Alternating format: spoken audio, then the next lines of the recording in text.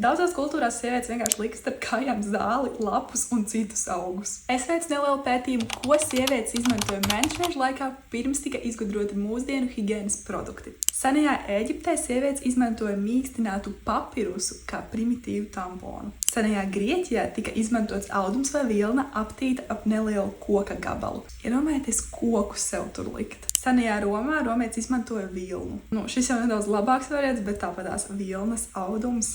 Japānā sievietes izmantoja papīru, ko noturēja ar speciālu apseju vai jostu, un to mainīja vairākas reizes dienā. Īstenībā bija līdzīgi tā kā paketes.